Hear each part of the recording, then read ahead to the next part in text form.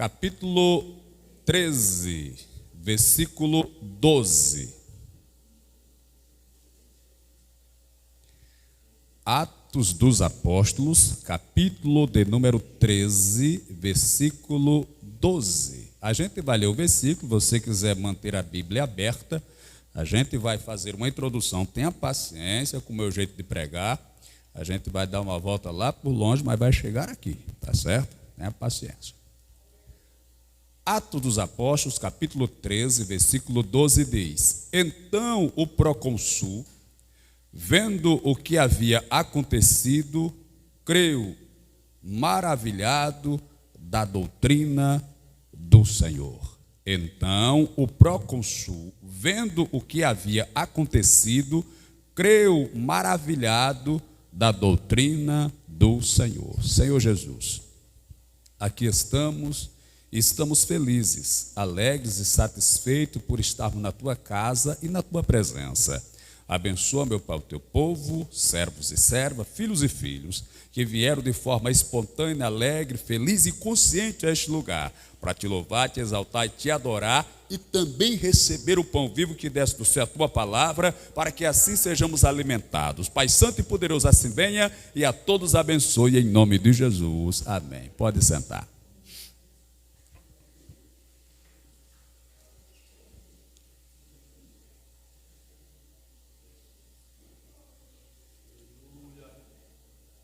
As três principais missões de Jesus na terra, porque Jesus veio à terra com propósito.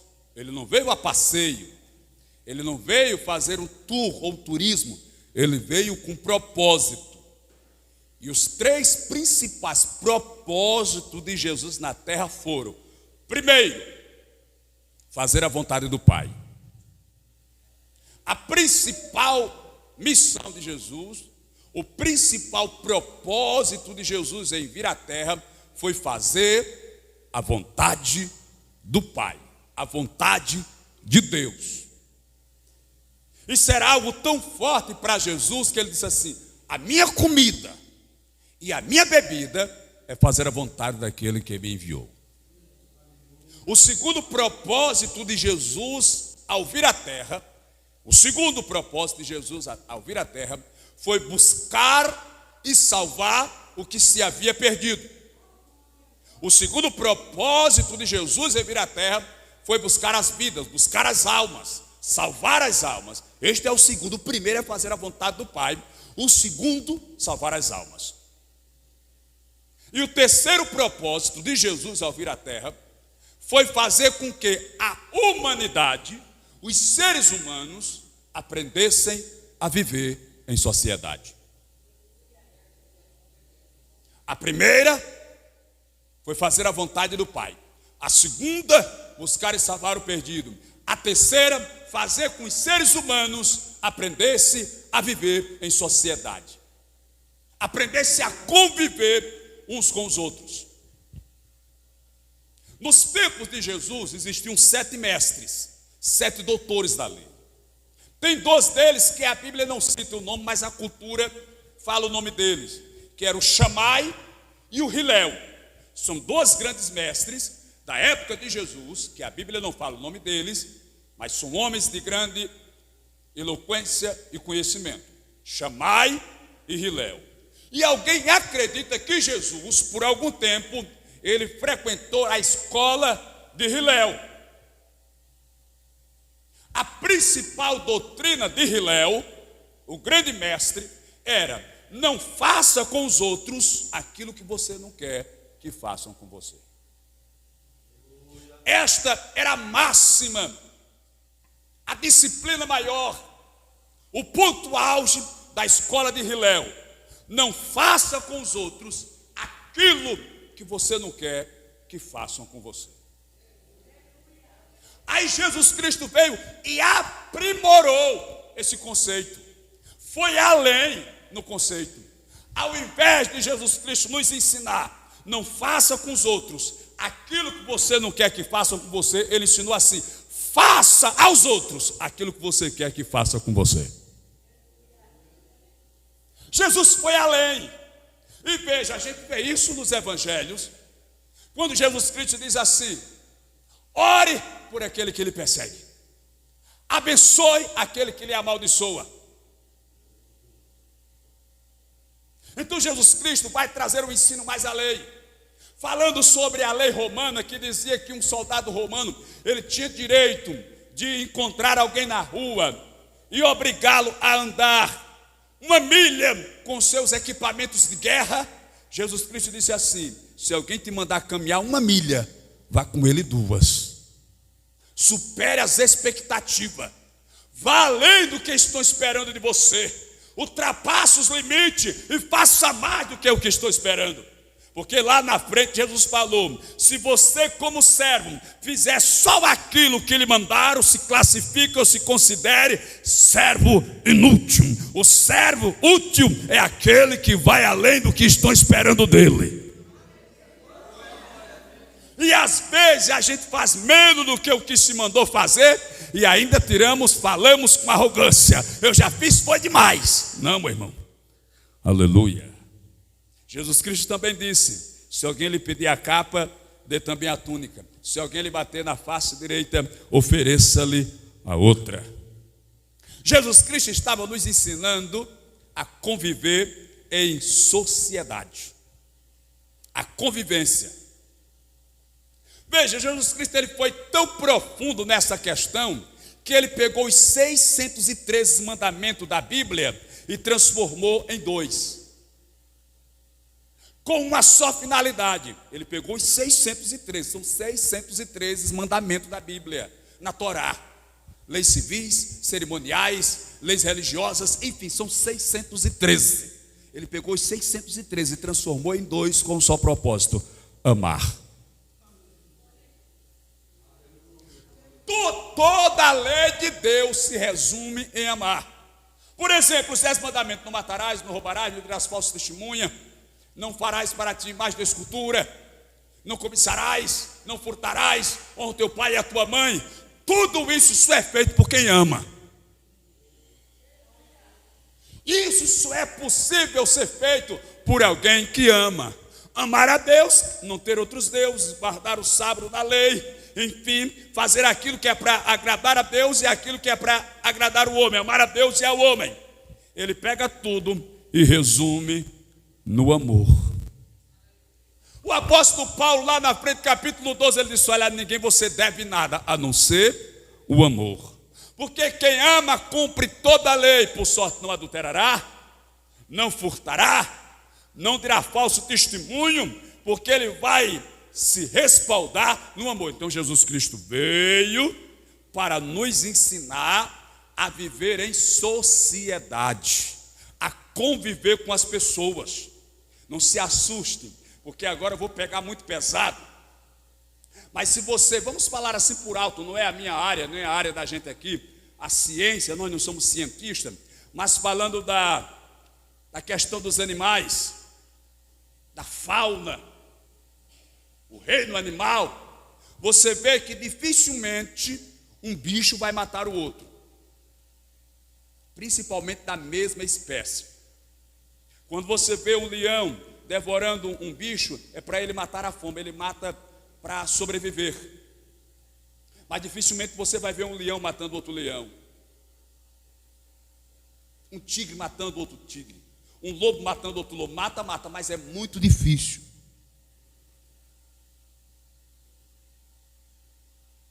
Eles são seres irracionais. Eles só têm 2 faculdades das 3 que o homem tem: emoção, instinto e razão. Eles só têm instinto e emoção. Eles não têm razão, eles não raciocinam. Mas nós que somos seres humanos, nós somos capazes de matar outro ser humano. E não se assuste com o que eu vou falar. Os seres humanos dá de 1000 a 0 nos animais em matar uns aos outros. Nas guerras, nos trânsitos, nas brigas de bares, marido e mulher, marido matando mulher, mulher matando marido. Perde-se a conta, vai além. Isso falando de ser humano, animal, racional. Por isso Jesus Cristo veio, irmãos, para nos ensinar a viver em sociedade, nos ensinar a convivência, nos ensinar a controlar as nossas emoções, a raiva, o ódio, a ira que tenta se apossar de nós e nós deixarmos o instinto animalesco, o lado de bicho aflorar na nossa vida. Não, você é ser humano. Sobre nós ou dentro de nós existe uma centelha do Espírito de Deus. Pois bem, seguindo essa linha de raciocínio, eu vou chegar no texto. O homem tem essa capacidade de querer ver a derrota do outro ser humano, de se alegrar com o fracasso, a miséria, a desgraça do outro ser humano. E se existe uma coisa que incomoda o ser humano, é quando ele vê alguém vencendo e ele não consegue vencer. É quando ele vê alguém prosperando e ele não consegue prosperar. E quando o ser humano vê o outro prosperar e ele não prospera, vê o outro vencer e ele não consegue vencer, ele normalmente vai tentar atrapalhar quem está vencendo. Ele não vai lutar, não vai se habilitar, não vai estudar, não vai se esforçar para tentar vencer também. Ele vai tentar fazer com que quem está vencendo seja derrotado. Isso é o mal do ser humano. A moça chegou aos seus 40, 50 anos, não casou, não entendeu o mistério que Deus quer ter um relacionamento profundo com ela. Ela não entendeu. Aí ela agora olha para as amigas que se casaram, estão vivendo feliz. Ela diz: eu vou acabar com aquele casamento, eu não estou gostando não. E se o casamento for um casamento abençoado, mesmo se a outra for casada, mas o casamento dela é uma tribulação e o da outra é uma bênção, ela diz: eu vou acabar com aquele casamento. Aí sabe o que é que ela faz? Ela chega para a mulher casada e diz: olha, tu sabe daquele rapaz que mora lá perto da tua casa? Ele disse que acha tu bonita, mas ele não disse que achava ela bonita, mas ela jogou essa verde, aleluia. Aí ela chegou para o rapaz que é vizinho daquela irmã ou daquela pessoa e diz: olha, tá vendo aquela moça ali? Ela é casada, mas ela disse que acha você bonito. Veja, ela não falou nada, mas a partir do momento que isso foi implantado no coração do rapaz, no coração da mulher, o que é que o diabo vai fazer? O diabo vai trabalhar para que eles tentem ter uma conexão. Aí um vai passar pelo outro, aí vai olhar bem dentro do olho um do outro, para ver se um olhou para o outro. Aí disse: eita, ela olhou mesmo, eita, ele olhou mesmo. Rapaz, parece que é. Aí já começa a falar: bom dia, boa tarde, tudo bem, como é que está? E tudo vai, qual é o teu número, qual é o meu número? Aí começa aquela conversa, tudo mais, vai alimentando. Quando pensa que não, a miséria aconteceu. Aí alguém diz: foi o diabo. Foi não, foi uma pessoa pior do que o diabo. Eita misericórdia, sangue de Jesus tem poder. Não, porque o diabo disse: hoje, como é que eu não pensei nisso? Aleluia. Mas naturalmente, irmãos, isso acontece com o ser humano. O ser humano, quando não consegue sucesso, ele quer atrapalhar o sucesso do outro. Quando ele não consegue crescer, ele quer atrapalhar o crescimento do outro. Quando ele não consegue ser abençoado, ele quer atrapalhar a bênção do outro. Mas há poder no sangue de Jesus. A bênção que Jesus prometeu para a minha vida e para a tua vida vai se cumprir, queira Satanás ou não. Olhe, mas a Bíblia diz que Adão e Eva tiveram 2 filhos, o Caim e o Abel. E os 2 foram para o culto adorar a Deus, sacrificar a Deus em oração e adoração. Aí a Bíblia diz que Deus recebeu o sacrifício de Abel e rejeitou o sacrifício de Caim. Sabe o que Caim fez? Ao invés de Caim procurar saber onde ele estava errando, o que foi que ele fez de errado, porque foi que Deus não recebeu o seu sacrifício, porque Deus não recebeu a sua oferta, em vez de ele fazer isso, ele foi lá e matou Abel.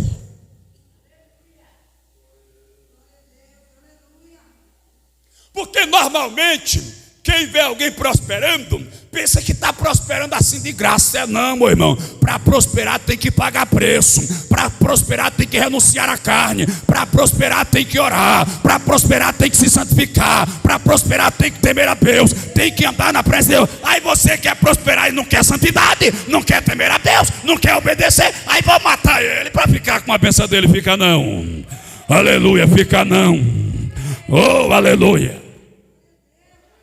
Mas normalmente é assim que acontece. Quer ver outro exemplo? Deus escolheu um homem para ser rei. O nome dele era Saul. Colocou Saul no trono. Saul se atrapalhou, se complicou. Primeiro, Deus disse: vá lá nos amalequitas e faça justiça, que eles atrapalharam o meu povo, nos mate tudo, homem, mulher, criança, animal, rei, todo mundo, mate todo mundo. Ele foi, matou todo mundo, mas deixou o rei Agag vivo, trouxe as ovelhas e trouxe o gado. Quando Samuel foi investigar se ele tinha cumprido a palavra, e aí, Saul, cumpriste a palavra que Deus te mandou? Ele disse: cumpri, na hora. Fiz tudo como ele mandou, titim por titim. Aí de repente o Samuel ouviu o balido da ovelha. O berro da ovelha se chama balido. A ovelha baliu, bé. Aí o Samuel: peraí, eu vi uma ovelha berrando ali, que foi isso? Aí de repente ele ouviu o mugido da vaca. A vaca munge, mon. Aí ele disse: eu ouvi o mugido da vaca. O que é isso, Saul? Aí o Saul disse: não, é porque a gente decidiu trazer o que era de melhor, as ovelhas mais gordas, as novilhas mais gordas. A gente trouxe para oferecer a Deus em sacrifício. A gente pegou o melhor e trouxe para Deus. Aí o Samuel olhou bem dentro dos olhos de Saul e fez a pergunta que até hoje ele não respondeu. Aleluia. Ô Saul, me diga uma coisa, aleluia. Você acha que para Deus é melhor obedecer ou sacrificar, Saul? Saul se entalou, se engasgou, procurou no dicionário, na enciclopédia, pesquisou no Google e não soube dar resposta. Aí Samuel disse: então eu mesmo vou dar a resposta, Saul. Para Deus é melhor obedecer do que sacrificar. Aleluia. Deus não está interessado no meu dízimo, Deus está interessado na minha obediência, na minha fidelidade. Dinheiro para Deus não serve para nada, serve para a igreja, para o sacerdote da igreja. O que Deus quer ver é a sua fidelidade, a sua obediência. Porque para Deus é melhor obedecer do que sacrificar. Aí depois Saul está indo para a guerra, marcou uma data com Samuel, para Samuel vir oferecer o sacrifício, porque através do sacrifício oferecido a Deus, Deus trazia a resposta da guerra. Se estava na hora de ir para a guerra, se ia vencer a guerra, se ia perder a guerra, qual era a estratégia da guerra. Então toda vez que o rei e o seu exército ia para a guerra, eles consultavam a Deus para saber qual era, aleluia, a estratégia e a resposta de Deus para a guerra. Aí passou o primeiro dia, Samuel não veio. Passou o segundo, terceiro, quarto, quinto, sexto dia. Era no sétimo dia que Samuel ia chegar. Quando deu o sétimo dia, Samuel não chegou. Aí os soldados começaram a fugir, ó. Um soldado meio medroso começou a dar no pé, aleluia. Começou a se esconder, começou a correr para o fundo das cavernas, para o meio do matagal, aleluia. O profeta ainda não chegou, nós ainda não tivemos a revelação da palavra. Já é o último dia, vamos correr. É porque tem um soldado que é assim mesmo, irmão, aleluia. Tem um soldado, aleluia, que se Deus ficar meia hora em silêncio, ele já começa a esmorecer, ele já começa a esfriar, ele já quer fugir, desanimar. Mas tem, aleluia, soldado que quando Deus diz espera aqui, ele vai esperar um dia, um mês, um ano, 10 anos, 20 anos, 30 anos, 40, 50, 100. Mas ele só vai sair dali quando Deus falar. Ei. Samuel demorou.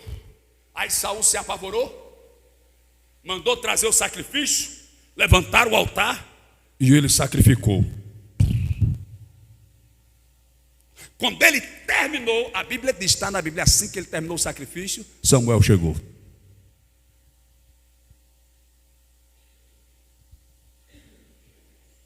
Mas está faltando só 1 hora para o negócio acontecer.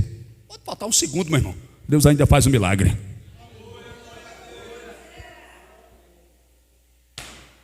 Ei! Pastor, mas 1 segundo é muito rápido. Se for muito rápido para Deus fazer um milagre, ele para o tempo. Sol, segura aí um pouquinho, depois eu pago uma extra para você. Lua, descansa hoje, vai dormir mais cedo. Porque eu tenho que operar um milagre. E eu falei que não ia passar desse momento. E parece que estou apavorado, mas o milagre vai acontecer. Aleluia. Aí Saul foi desaprovado. Aí Deus levanta Davi. Mas Deus levanta Davi para ser rei. Mas Saul ainda está no trono. Aleluia. Mas como é que pode? Deus ungiu alguém para ser rei, com o rei ainda no trono. E o rei ainda passou, ainda parece que 15 anos no trono. Ei, quando Deus te fizer uma promessa, se porventura no teu tempo está demorando, não se preocupa não, porque o tempo que Davi passou esperando chegar a vez de sentar do trono, ele passou aprendendo a ser rei. Aleluia. Deus disse, ó Davi, vai olhando aí como é que é. Vai olhando aí como é que faz. Aí Davi foi logo aprendendo. Quando Deus mandar matar, eu vou matar. Não tem conversa não. Pode chorar, pode gemer, eu vou matar. Saul não matou?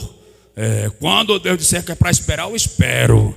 Davi ficou tão consciente disso, irmão, que um dia ele estava voltando numa batalha. Quando ele chegou na cidade que ele estava morando, chamada Ziclag.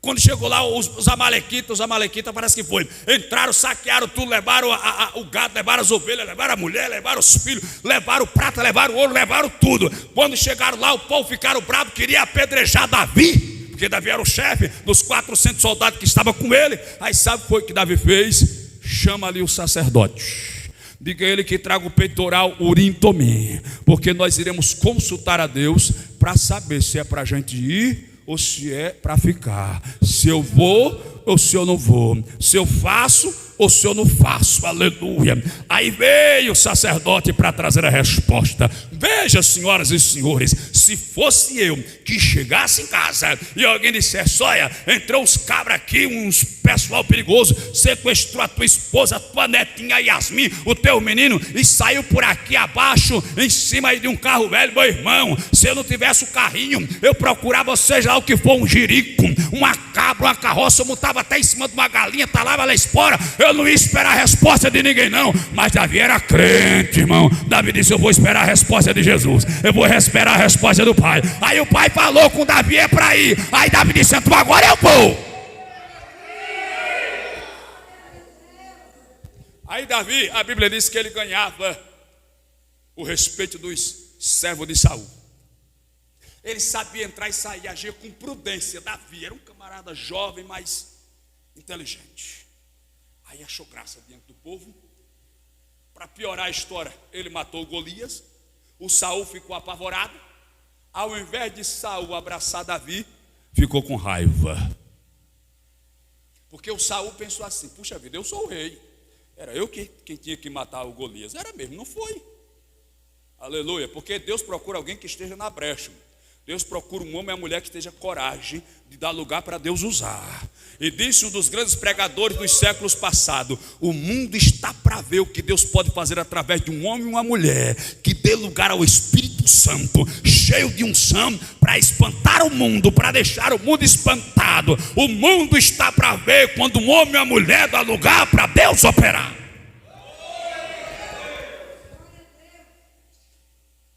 Mas eu estou falando que tem gente que deseja atrapalhar o seu sucesso, porque ela não conseguiu ter sucesso, então ela vai querer impedir o seu sucesso. E o pior não é nada, o pior é que tem gente que tem prazer em atrapalhar os outros. tem prazer, é o foco dele ou dela atrapalhar o sucesso, a alegria, a vitória, roubar a paz, perturbar, conturbar a tua vida.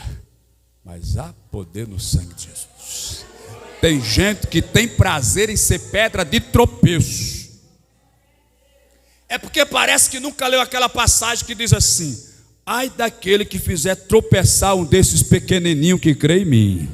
Aleluia. Seria melhor que colocasse no pescoço uma pedra de moinho ou de atafona e se lançasse na profundeza do mar. Porque aquele que toca num desses pequeninos, diz a palavra, é como se estivesse tocando na menina dos meus olhos, diz o Senhor.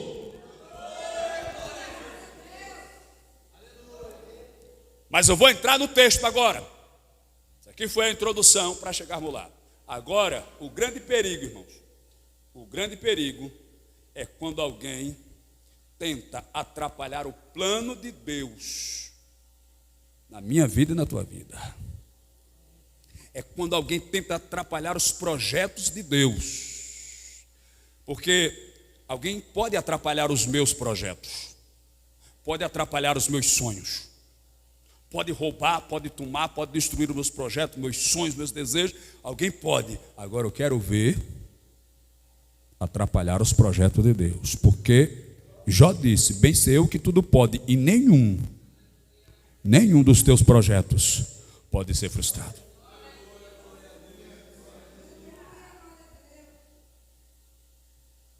Aí Paulo estava em Antioquia, na igreja de Antioquia, o capítulo 13. E lá tinha mais 5 doutores, lá em Antioquia. Era Barnabé, Simão, Lúcio, Cirineu, Manaém e Saulo. Eram 6 mestres que tinham na igreja de Antioquia. Eles orando, o Espírito mandou separar a Barnabé e a Paulo. Eu falei isso ontem na igreja lá do Ares. Mandou separar a Barnabé e a Saulo. Barnabé era o primeiro da lista e Saulo era o último da lista. Em uma linguagem simbólica, o maior e o menor, o mais preparado dos doutores e o menos preparado, o com mais experiência e o com menos experiência. Aí juntou os dois. E eu disse isso e vou explicar aqui novamente. Deus estava dizendo: o que não sabe nada vai aprender com quem sabe. Mas qual era a vantagem de Barnabé levar Saulo com ele? Visto que Barnabé era o maior, tudo bem que Saulo vai aprender com Barnabé. Mas o que é que Barnabé vai aprender com Saulo? Se Barnabé é o primeiro, é o maior. Preste atenção. O menor vai aprender com quem tem cultura, com quem tem conhecimento, com quem tem experiência. E o maior vai aprender com o pequeno, porque vai ver que Deus, quando quer usar os homens sem cultura, sem conhecimento, sem experiência, sem dinheiro, sem fama, aí você entende que o homem não é nada. Quem faz é Deus, quem opera é Deus, quem trabalha é Deus, quem tem o poder é Deus, quem levanta é Deus, quem usa é Deus, quem faz é Deus. E eles saíram a pregar. E chegaram numa cidade chamada Salamina. Salamina. Misericórdia. A gente jejuando assim, quer dizer até salame, mas Salamina.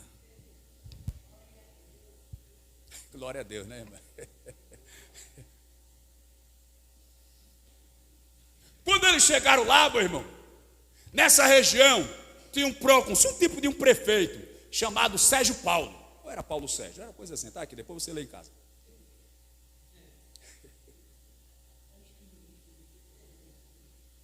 Esse camarada ouviu Paulo pregando com Barnabé, e ele era religioso, esse procônsul, Sérgio Paulo.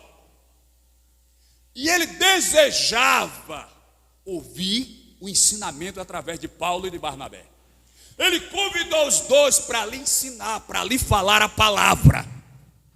Só que lá, entre os assessores do próconsul, tinha um rapaz chamado Bar Jesus, que era mágico e dava uma de profeta. O Bar Jesus. Ele era mágico e dava uma de profeta, e ele tinha a aprovação do próconsul.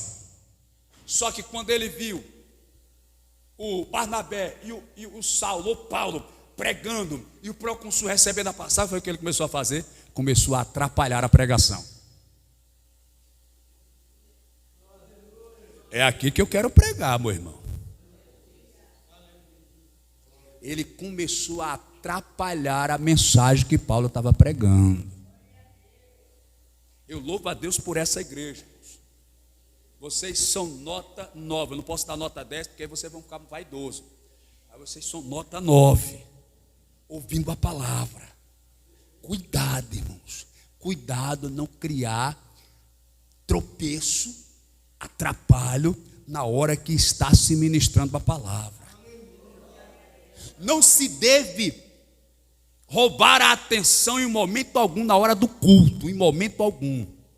Mas se você tem alguma coisa para fazer, faça na hora que alguém estiver cantando, na hora que se estiver orando, mas na hora da palavra não. Por quê, pastor? Olha, na hora que alguém está cantando, a gente está mandando louvor para Deus. Na hora que nós estamos orando, a gente está falando com Deus, mas na hora da pregação é Deus que está falando. Então nessa hora, cuidado. Aí o Bar Jesus, que significa filho de Jesus, a palavra Jesus é Jeová Salvador, vou dar a minha tradução livre. A palavra Bar Jesus significa filho da salvação. Só que ele tinha outro nome, era Elimais ou Elimas. Depois você lê aqui o capítulo 13, essa história que eu estou pregando aqui. E a palavra Elimas significa homem sábio. Eu acredito que ele mesmo criou esses nomes para ele, para criar status. Nomes artísticos. Porque os cantores que tem por aí, tem cada nome feio da beleza. Mas eles botam um nome bonito para botar na capa do CD, mano. Tem um que é Oriosvaldo, parece que é Oriosvaldo. O Leonardo, da dupla Leandro Leonardo, é Oriosvaldo. Então ele fez o nome para dar destaque. Elimas, homem sábio. Mas deixa eu dizer um negócio para você. Tem gente que é sábio só no nome. É sábio só no cartaz. Só no papo, na conversa. Aí ele tentou atrapalhar Paulo e Silas quando estava pregando. Paulo e Barnabé. Tentou tirar a atenção da palavra. Irmão, quando está se pregando a palavra, eu repito, é Deus que está falando. Como pode alguém querer roubar a glória de Deus?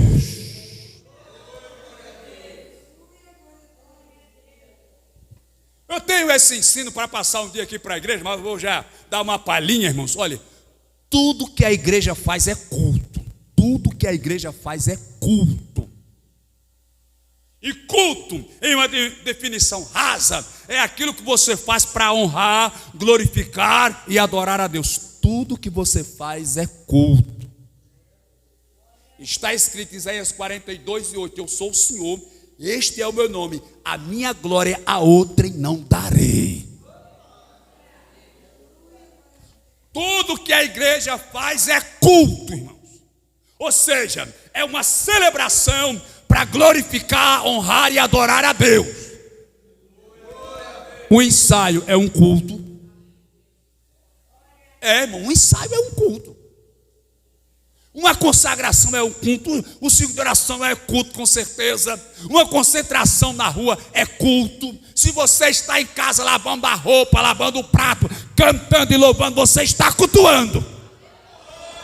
Então tudo é culto. E o apóstolo escreve: rogo-vos, pois, irmão, pela compaixão de Deus, que ofereceu os vossos corpos em sacrifício vivo, santo e agradável a Deus, que é o vosso culto racional. Ora, se ele diz que tem um culto racional, um culto com entendimento, também às vezes tem culto desmanguelado, tem culto mal assombrado, irmão, tem culto esquisito, que parece que não é culto, se for culto, parece que não é para Deus, porque o culto que é para Deus é com ordem, é com decência, é com reverência, é com temor, porque sabe que aquele que se faz presente tem todo o poder nos céus e na terra. Aí sabe o que foi que Paulo fez? Paulo se irritou, virou para trás e disse: sou filho de Satanás. Está escrito, pode ler na Bíblia, está escrito, foi o apóstolo Paulo. A pressão subiu. Filho do diabo. Quem atrapalha o culto a Deus, já entendeu, não foi? Então cuidado. Cheio de toda malícia e engano, está ali na Bíblia. Até quando tu vais interromper o projeto de Deus? Por causa disso, disse Paulo, você vai ficar cego. Ficou cego na hora, irmão. O Elimas ficou cego na hora. O apóstolo Paulo pegou leve, vai ser por um período só, mas ficou cego na hora, porque todo aquele que despreza a palavra é cego.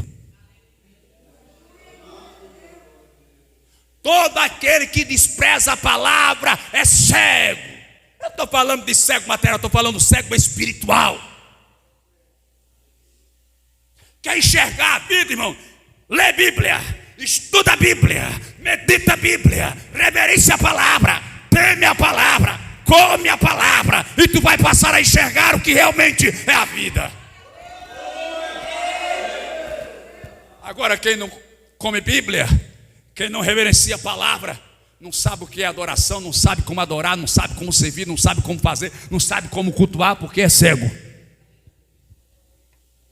E se, estou terminando, tenho 7 minutos, em 30 eu termino. Segundo, calma, irmão, fica nervoso não, eu sei que não tomou café ainda, vou terminar.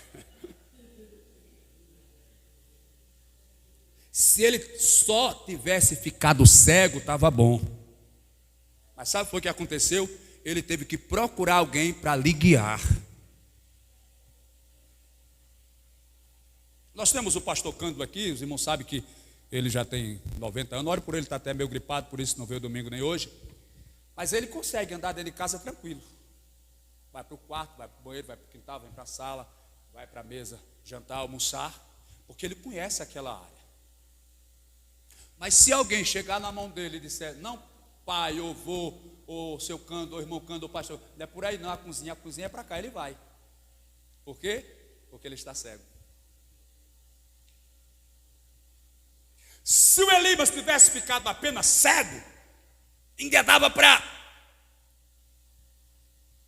facilitar, mas alguém pegou ele e o conduziu.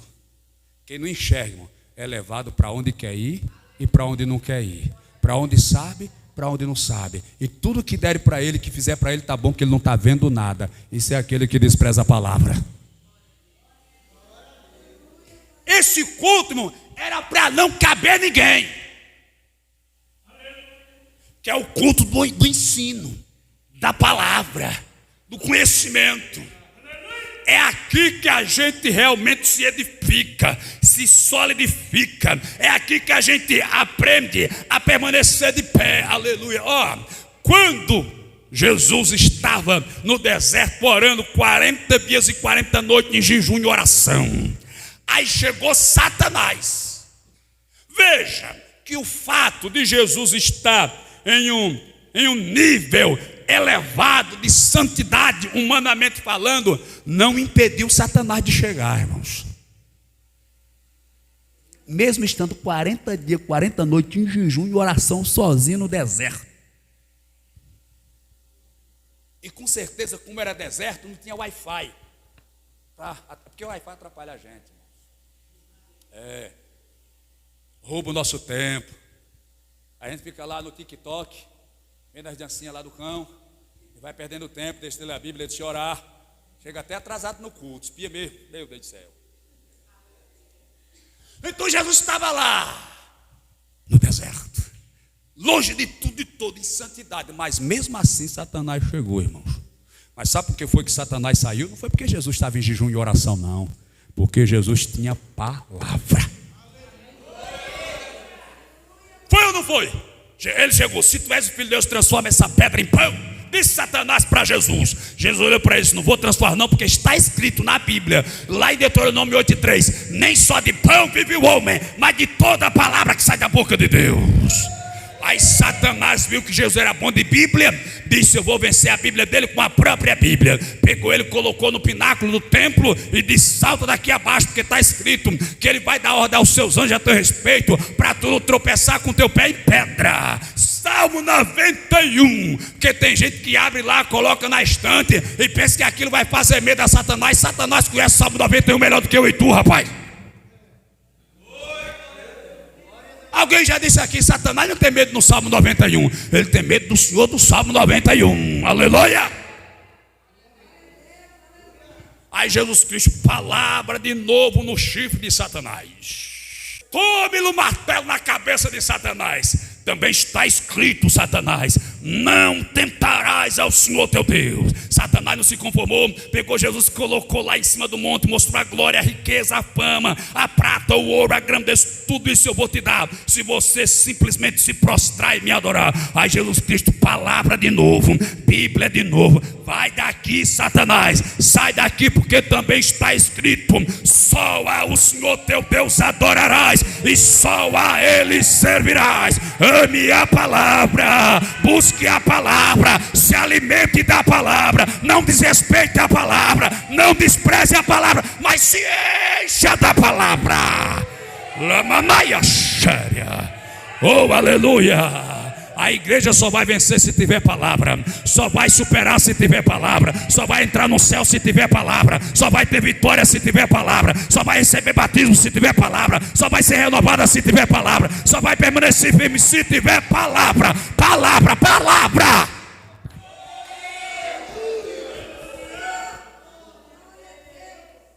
Cuidado com essas igrejas. Não tenho nada contra as ideologias de cada um nas suas congregações, mas cuidado com as igrejas que desprezam a palavra. Faz de culto show, pinta as paredes de preto, tira o púlpito, coloca um tambor de mel cabaú na frente, pinta de preto, faz um negócio invocado, coloca umas luzes pisca-pisca, coloca umas fumaças de relo, solta aquele pancadão no meio do culto, e os irmãos começam lá dançando e pulando aquele funk. Só as obreiras, pá, pá, pá, pá, pá, pá, as santificadas, pá, pá, pá, as consagradas, pá, e a igreja toda, e o povo se solta aí, nada de Bíblia, nada de palavra. Aí você vai ver, são igrejas, irmãos, que ninguém respeita ninguém, que ninguém respeita nada, igreja que pode tudo, mas igreja que tem palavra não, aleluia. Satanás e o mundo pode até querer entrar, mas vai cair por terra, porque o poder da palavra. Pá, lamanaiachou. Cuidado, meu irmão, não despreze a palavra, senão qualquer um vai chegar e vai te levar para qualquer lugar, porque você não vai estar enxergando o reino de Deus. Fique de pé, por gentileza.